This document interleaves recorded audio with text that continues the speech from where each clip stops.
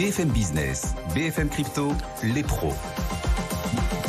L'avenir est le seul endroit où l'on est tous certains de passer le restant de nos jours. Et bien ça tombe bien, l'avenir a 25 minutes, rien qu'à lui. Chaque vendredi sur BFM Business, les pros, les cryptos, les blockchains contiennent une fraction de l'avenir et avec elles, sans doute les cryptos. On en parle, on leur dédie donc ce rendez-vous chaque semaine. Grâce à nos experts, Claire Balva, experte crypto indépendante, vient de nous rejoindre. Bonjour Claire. Bonjour Guillaume. Owen Simonin, on ne se quitte plus. Bonjour Owen. Bonjour Guillaume. On était ensemble hier pour notamment interviewer le patron de Circle, Jérémy Allaire, avec Grégory Raymond. Owen, on rappelle, vous êtes à la tête de la chaîne YouTube Asher et à la tête de Meria. Et puis Vincent Gann aussi nous accompagne. Bonjour Vincent.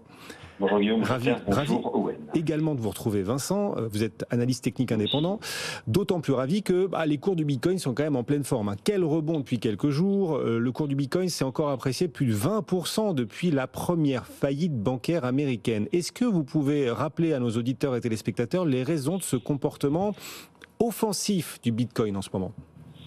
Oui, mon cher Guillaume, je vais rappeler tout ça aux auditeurs. Effectivement, alors c'est une bonne surprise qui fait, je pense, taire les détracteurs du Bitcoin. C'est une bonne surprise parce que c'est surprenant de voir le cours du Bitcoin comme ça évoluer en corrélation inversée avec la chute du secteur bancaire traditionnel en bourse. D'ailleurs, aujourd'hui, les valeurs bancaires sont toujours en chute. Mais voilà, factuellement, objectivement, lorsque vous regardez le classement des actifs financiers les plus performants depuis les toutes premières faillites bancaires.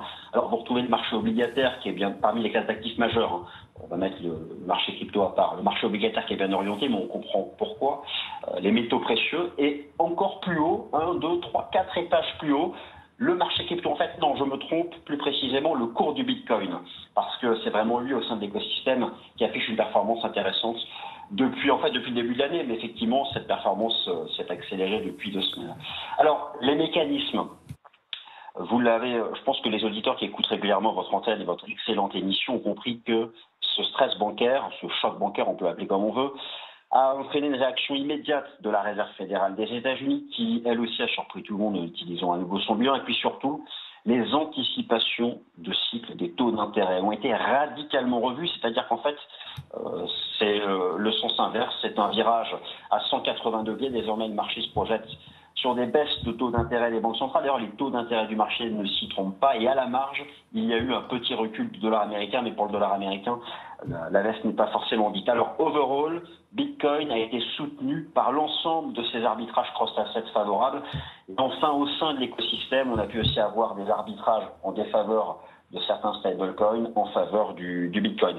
Bref, Bitcoin est à l'heure actuelle un des grands gagnants déjà depuis le début de l'année, mais plus particulièrement de ce stress bancaire, pourvu que cela dure, mon cher Guillaume. Est-ce que les graphiques techniques que vous auscultez chaque seconde, Vincent, donnent toujours une anticipation pour la suite à la hausse ou il faut être un peu plus nuancé désormais ? Alors oui, moi vous me connaissez un peu, moi j'évolue toujours dans la nuance. Je me protège aussi un peu comme ça, mais de toute façon, les vrais avis objectifs sont toujours dans la nuance. Alors, techniquement parlant, les premiers signaux aussi ont été donnés bien avant ce stress bancaire. En fait, depuis que le cours du Bitcoin a réintégré les fameux 20 000 $, un niveau que tout le monde connaît au sein de l'écosystème, que tous les chartistes adulent, parce que c'était l'ancien record historique, on est passé un peu en dessous avec l'affaire FTX, on l'a repris. En fait, depuis la réintégration des 20 000 $, il y avait déjà une petite lueur d'espoir, les voyants étaient au vert. Et puis, dans une des conséquences techniques de ces faillites bancaires a été le dépassement d'une nouvelle résistance technique, celle des 25 000 $. Et moi, je considère que là, c'est un signal fort qui a été donné. Et on peut considérer maintenant que la tendance haussière, elle l'est et elle restera tant que ce support est préservé. Alors, par contre, des nuances. Effectivement, j'en ai un certain nombre. Du côté du volume, il y a du volume d'échange dit spot. Par contre, du côté du volume à terme, c'est là où on a plutôt un baromètre de la participation institutionnelle, c'est encore un peu décevant. Et puis surtout, pour conclure, pour vraiment avoir, si vous voulez, pour sabrer le champagne, on n'en est pas encore là, franchement j'insiste, nous n'en sommes pas encore là, mais pour sabrer le champagne sur éventuellement la certitude que le marché crypto soit reparti dans un nouveau bull run, qu'est-ce qu'il manque ? Il manque que les troupes suivent le général Bitcoin, c'est-à-dire que l'environnement des altcoins, que les altes, elles aussi, donne des signaux techniques de renversement haussier, ce qui est encore loin d'être acquis. Et puis il faut du volume institutionnel, et c'est là encore où le bas blesse. Donc restons prudents. Je dirais que les données les plus positives, elles sont du côté de l'analyse technique à proprement parler du cours de Bitcoin. Et je rends l'antenne en terminant et en disant simplement qu'il faut préserver les 25 000 $ pour rester optimiste. Merci à tous. quel show, c'est incroyable, Vincent Gall, on l'arrête plus. Merci Vincent, et on rappellera aussi à ceux qui investissent de l'investir que l'argent qu'ils sont prêts à perdre, ça reste très spéculatif, alors à la hausse, puis parfois à la baisse, on l'a vu en 2022, donc évidemment, message de prudence à chaque fois. Merci Vincent de nous accompagner régulièrement. Alors Owen Simona nous accompagne, ainsi que Claire Balva, on va quand même parler de ce qui a fait énormément jaser dans l'univers crypto cette semaine, et c'était ces tout derniers jours, la régulation crypto, comme d'hab, sauf que là, la SEC, le gendarme des marchés américains, passe à l'offensive sur le géant de l'écosystème Coinbase. C'est lui qui est désormais dans le collimateur, puisque la SEC a envoyé une Wells Notice à Coinbase. Alors qu'est-ce que ça implique, Owen, et comment du coup ça s'annonce l'avenir de Coinbase ?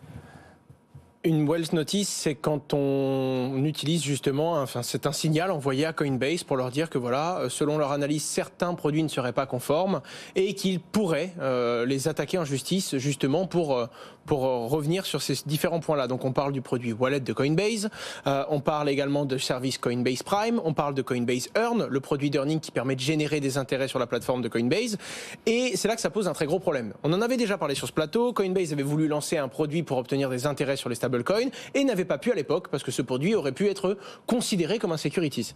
Aujourd'hui, la SEC revient sur des produits existants depuis très longtemps, des produits que la SEC n'avait pas entre guillemets validés, mais Coinbase avait bel et bien expliqué et annoncé tout nouveau produit et la forme qu'il prendrait avant de le lancer sur le marché au régulateur. Donc c'est un petit peu comme on va reconsidérer aujourd'hui et on va réanalyser et considérer qu'en fait quelque chose qui existait pourrait être un security.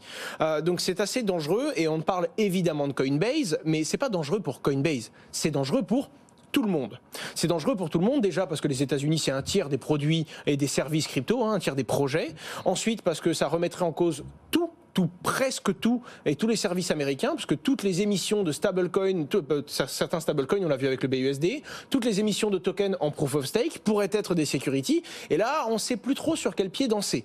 Alors, quoi qu'il en soit, Coinbase a expliqué qu'ils avaient tout fait pour essayer de se réguler, qu'ils avaient essayé de suivre les patterns qu'il fallait suivre, qu'ils avaient d'ailleurs, et ils le demandent aux régulateurs, donnez-nous les règles et nous les suivrons, mais ne nous demandez pas d'être conformes à quelque chose qui n'existe pas, alors que nous avons fait plus de 30 rendez-vous avec vous afin d'être sûr d'avoir le droit d'exercer de cette façon. Et Coinbase le dit, ils sont prêts à aller défendre justement le fait que ces produits ne sont pas des securities et à aller porter leur message, mais également le message de l'entièreté du marché, parce que pour le coup, le CEO de Coinbase et Coinbase le disent bien, c'est un changement d'ampleur et ça pourrait mettre en marge les États-Unis d'une grosse partie des services et de la révolution qu'est la blockchain et les crypto-monnaies. Ce sera su de très près. Coinbase qui a du coup souffert en bourse, qui remonte quand même aujourd'hui plus de 2% à l'instant sur le marché américain. La semaine d'ailleurs a été marquée dans l'univers crypto aussi par les choix des banques centrales, les choix de politique monétaire, que ce soit la Banque nationale suisse, la Banque d'Angleterre ou la Fed, elles ont toutes choisi cette semaine d'encore relever leur taux malgré le stress bancaire. Quelle politique la Fed est-elle parti pour mener pour cette année 2023 et l'an prochain pour 2024? Je vous pose la question claire parce que ça impacte aussi les cours des cryptos. Oui, bien sûr. Alors il faut se souvenir que la Fed a quand même remonté les taux plusieurs fois pour essayer de contrôler l'inflation. Ce qui se passe quand les taux montent, forcément, c'est que le coût du capital est plus élevé et donc les startups, les entreprises en général empruntent moins et donc piochent dans leur liquidité, dans leur trésorerie sur leur compte bancaire. Et ça, forcément, c'est négatif pour le secteur bancaire qui, on l'a vu ces dernières semaines, a beaucoup souffert. Donc, ce qui s'est passé cette semaine, c'est que la Fed a décidé de relever les taux de 25 points de base. Mais on a vu quand même dans le communiqué de presse une sorte de sous-entendu, de modification par rapport aux dernières annonces, qui sous-entend que ce serait peut-être la dernière fois que ces taux seraient relevés. Et donc même s'il ne faut pas s'attendre à une baisse des taux, on peut s'attendre sur 2023-2024 à un arrêt de cette montée des taux qui n'en finissait pas, tout simplement parce que la Fed désormais est prise en étau entre le contrôle de l'inflation et de l'autre côté, les problèmes du secteur bancaire qui commencent à souffrir de cette montée des taux. Donc il faut s'attendre à des taux, je pense, relativement stables. Et on a vu sur le cours des cryptos que suite à cette annonce, le cours du Bitcoin était monté très rapidement. On a eu une bougie verte, mais ensuite avait été quand même redescendu. Donc on va voir dans les prochains mois ce que ça va donner. Moi je dis toujours, il ne faut pas trop chercher à contrôler, à comprendre les prix à court terme, mais essayer quand on investit en crypto de plus viser le long terme. Et pour ceux qui veulent savoir comment la Fed et la Banque Centrale Européenne vont piloter leur taux, vous suivez BFM Business. Alors là, pour le coup, on en parle vraiment du matin au soir, et dans BFM Bourse, pour le coup, les meilleurs spécialistes sont aussi sur ce plateau chaque jour. En France, l'écosystème français évolue et suit de très près un projet qui compte remettre en cause la promotion de certains projets crypto. On va en parler ensemble. Owen, puisque vous êtes aussi influenceur, ça vous concernera aussi du coup. Vous avez rédigé d'ailleurs, Owen, une lettre au gouvernement français. D'abord, est-ce qu'elle a été lue? Est-ce que vous pensez qu'elle aura un impact sur le choix final, la décision politique vis-à-vis des influenceurs? Alors, elle a été lue et c'était plutôt un constat. C'était pas une lettre. Déjà, j'ai pas le recul politique ni même la compréhension de toutes les prises de décision de ce secteur-là. Mais naturellement, je voulais juste expliquer une position en tant qu'influenceur, entre guillemets, quel était l'impact de cette potentielle décision. Elle a été lue. Elle a eu une très grosse portée. Un demi-million de personnes sur Twitter et presque 120 lecteurs uniques sur LinkedIn. Donc, ça a eu une très grosse portée en 24 heures. Et on a eu la réponse d'un des députés qui fait partie justement qui pousse cette loi, Monsieur Vogetta, qui a répondu en dessous de la publication. Et depuis, on a pu échanger avec lui. Et pour le coup, plein de choses ont pris une direction plutôt constructive. Je dis plein de choses parce que ce n'est pas terminé, parce que selon moi ça ne suffit pas, mais encore une fois c'est un avis cette fois-ci, et il faut comprendre quelle était la proposition. On parle déjà de marketing sponsorisé, donc le fait de pouvoir, quand on est payé par une marque, lui réaliser une publicité, tout simplement. À l'origine, on parle d'une interdiction stricte de la publication sponsorisée, d'accord, de tout sujet en lien avec les cryptos.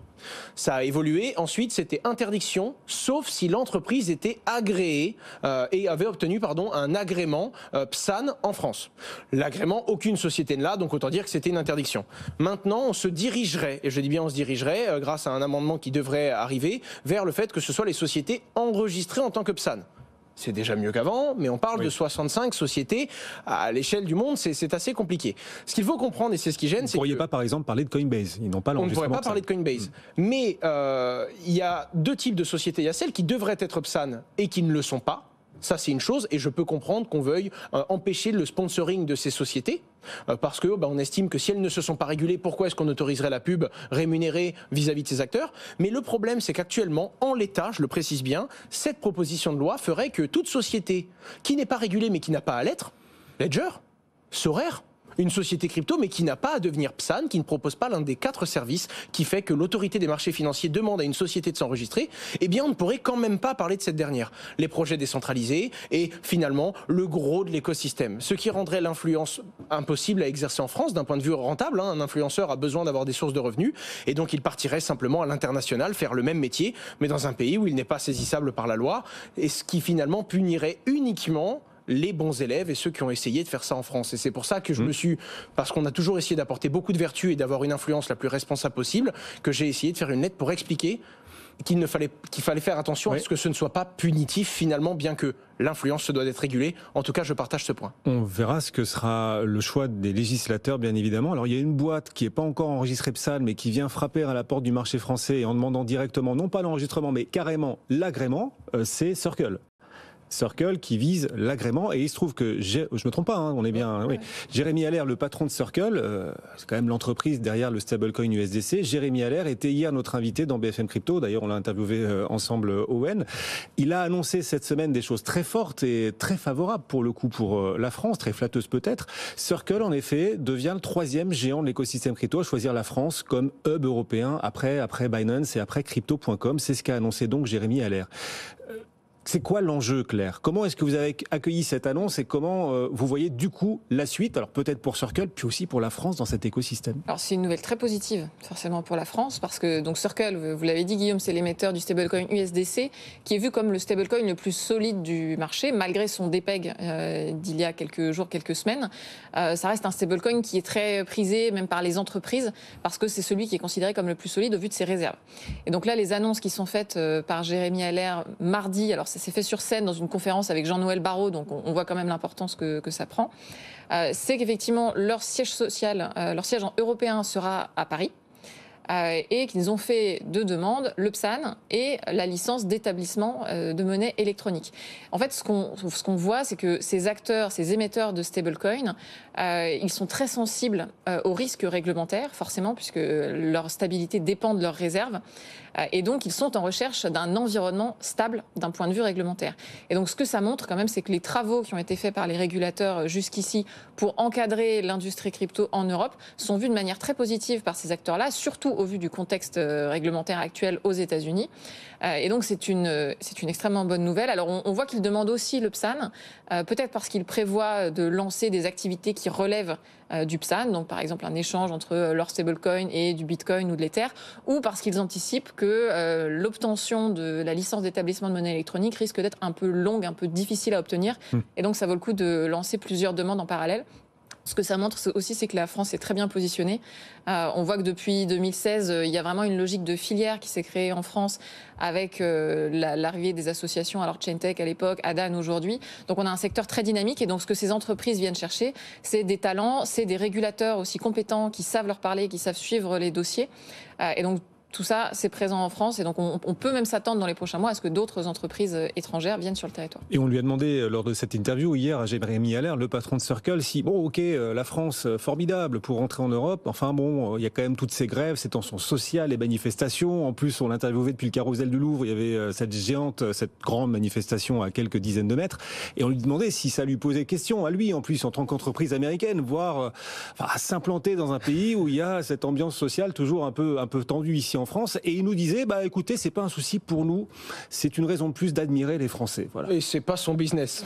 Et c'est pas son business non plus, ouais, c'est vrai. Mais enfin voilà, il nous disait ça fait partie du romantisme français et on aime les Français aussi pour ça. Voilà. Bon. La réponse de Jérémy Allaire à cette question. Et pendant ce temps, les avancées technologiques continuent de pleuvoir dans l'écosystème crypto. Le premier wallet de l'écosystème Ethereum, MetaMask, évolue et va proposer, Claire, une marketplace de stacking grâce à plusieurs partenaires. Oui, alors MetaMask, pour ceux qui ne connaissent pas, c'est effectivement un portefeuille crypto dit non custodial, c'est-à-dire que vous détenez vous-même vos clés et qui se gère dans son navigateur. C'est-à-dire que vous avez votre navigateur Internet et puis vous avez un petit plugin avec votre portefeuille. Et donc MetaMask avait déjà annoncé il y a 2 mois des fonctionnalités de stacking. Et là, ce qu'ils annoncent cette fois, c'est pour leurs clients institutionnels une place de marché, une marketplace pour justement gérer le stacking en tant qu'entreprise, en tant que client institutionnel. Il faut bien voir que depuis 2 ans, les clients institutionnels sont largement arrivés dans les cryptos et ont besoin de gérer des crypto-monnaies. Et bien sûr, une entreprise, elle n'a pas les mêmes besoins qu'un particulier quand elle gère ses crypto-monnaies dans un portefeuille. Par exemple, elle a besoin de pouvoir avoir plusieurs comptes pour les membres de son équipe, de gérer des délégations, etc. Et donc, MetaMask a annoncé une place de marché dédiée aux entreprises pour faire du stacking, effectivement, avec 3 partenaires, dont le français Kiln. Et ça va être notamment intéressant dans le cadre de la mise à jour d'Ethereum Shanghai, parce que il est généralement considéré que cette mise à jour va attirer plus de clients institutionnels sur Ethereum, parce qu'il y aura une plus grande liquidité, il y aura la possibilité de retirer ses Ethers en faisant du stacking. Donc là aussi, on doit s'attendre à pas mal d'innovations du côté des wallets et à l'arrivée de plus en plus d'institutionnels sur cette blockchain. Et puis quand on innove, on s'expose aussi parfois à quelques imprévus. Defilama, l'endroit préféré des avides de la data crypto, Defilama a rencontré quelques difficultés. Owen et a dû changer de nom de domaine avec une communication d'ailleurs assez surprenante à la clé. DeFi Lama, c'est très très regardé parce que DeFi pour le coup c'est juste une question de si on le prononce en français ou en anglais, mais pour le coup c'est très regardé parce qu'ils fournissent énormément de data dans le monde de la finance décentralisée. Je vais aller très vite sur ce qui s'est passé parce que ça a fait beaucoup de bruit et ça peut montrer que même des gros projets peuvent avoir des problèmes. Est-ce que vous savez ce que c'est un nom de domaine ? Ouais. Nom de domaine, c'est une redirection, d'accord ? Un site internet, normalement, c'est une adresse IP, 92.25.36.22. Quand vous allez sur Facebook ou quand vous allez sur un site d'actualité ou quand on va sur le site de BFM, on tape pas l'adresse IP de BFM. On tape le nom de domaine pour finir sur le bon site internet. Eh bien, la détention du nom de domaine de DeFi Lama était détenue par l'une des personnes de l'équipe qui a eu une divergence et qui voulait lancer une crypto-monnaie pour DeFi Llama contre l'avis de toute l'équipe. Et comme cette personne avait le nom de domaine, elle a pris la liberté d'annoncer sur les réseaux sociaux, parce qu'elle en contrôlait aussi une partie, qu'ils allaient aller dans cette direction. Et la complexité, fork du projet qui avait été annoncé mais qui finalement est annulé, ils ont réussi à trouver un terrain d'entente, donc pour l'instant tout est rentré dans l'ordre, mais en gros voilà, dans le monde de la DeFi, comme la gouvernance et le droit de prendre des décisions est un petit peu scindé, la personne qui détenait le nom de domaine et donc la fameuse redirection que tout le monde consultait, bien qu'elle soit d'accord ou pas avec le reste de l'équipe, pouvait nous réserver une sacrée surprise. Effectivement, et alors on va continuer d'explorer cet écosystème, les innovations, puis parfois les surprises bonnes ou mauvaises. Il nous reste à peine une minute, Claire, mais on va quand même en parler. Les hacks, Euler, le protocole qui a subi la semaine dernière un hack, eh bien Euler pourrait récupérer les fonds volés. Ça arrive souvent qu'on puisse récupérer les fonds volés après un hack ? Alors ça arrive, pas forcément souvent, mais donc Euler Finance, protocole de lending sur Ethereum, le 13 mars dernier avait été victime d'un hack qui est le plus gros hack de 2023, de plus de 190 millions de dollars, donc vraiment une somme énorme. Et ce qui s'est passé, c'est que suite à ce hack, ils avaient mis en place 2 actions. D'une part, une récompense pour toute personne qui aurait des informations permettant d'arrêter le hacker, et d'autre part, une proposition faite au hacker de lui dire, ben voilà, vous pouvez garder 10% des fonds, comme une sorte de bug bounty, et puis vous nous rendez le reste et on n'engagera pas de poursuite. Donc ce qui s'est passé maintenant, c'est que le hacker a pris contact avec l'équipe d'Euler Finance tout simplement en signant un message sur la blockchain, en faisant une transaction et puis en mettant un message dans les métadonnées, si vous voulez, et il leur a dit, bah, écoutez, mettons en place un canal de communication sécurisé. Nous n'avons pas l'intention de garder ce qui n'est pas à nous. Message auquel Euler Finance a répondu en disant voilà plusieurs possibilités avec lesquelles nous pourrions communiquer ensemble. Et donc on sait depuis que des discussions sont en cours. Une transaction avait déjà été effectuée du hacker vers le portefeuille d'Euler Finance de 2,5% à peu près du total. Et donc les utilisateurs commencent à dire que peut-être qu'ils reverront leurs fonds, ou en tout cas une partie de leurs fonds. Donc, alors, ce genre le peut-être est important. Le peut-être est important. Alors, ce genre de, en tout cas, la politique qui a été mise en place par Euler Finance est relativement classique. Quand il y a des hacks, souvent il y a des propositions qui sont faites aux hackers pour garder une partie des fonds. Et le compromis est intéressant parce que très souvent, le hacker ne peut pas se sauver avec l'argent. Comme tout est traçable dans la blockchain, il ne peut pas sortir. Il a volé de l'argent, maintenant elle est à lui, mais cet argent est très suivi par tous ceux qui se sont fait voler, par des milliers de personnes qui suivent jour et nuit les mouvements du hacker. Et donc trouver un compromis permet de sortir avec beaucoup moins d'argent, mais un vrai compromis, stable, durable et sans poursuite juridique. Merci à tous les deux. L'écosystème crypto qui évolue, qui continue de se construire. Chaque vendredi, nos pros des cryptos, Claire Balva, experte crypto indépendante, et Owen Simonin, Meria, sa chaîne YouTube Asher, nous accompagner. Salut. Bonne fin de semaine. Dans une demi-heure, ce sera la clôture d'ailleurs. Et le week-end aussi pour les marchés financiers. On va vivre ensemble dans un instant et en direct cette dernière demi-heure de cotation de la semaine. Le CAC 40 est toujours en net repli du fait des valeurs bancaires qui signent les plus fortes baisses à nouveau. On vous explique tout dans un instant. Le CAC perd 1,6%. À tout de suite.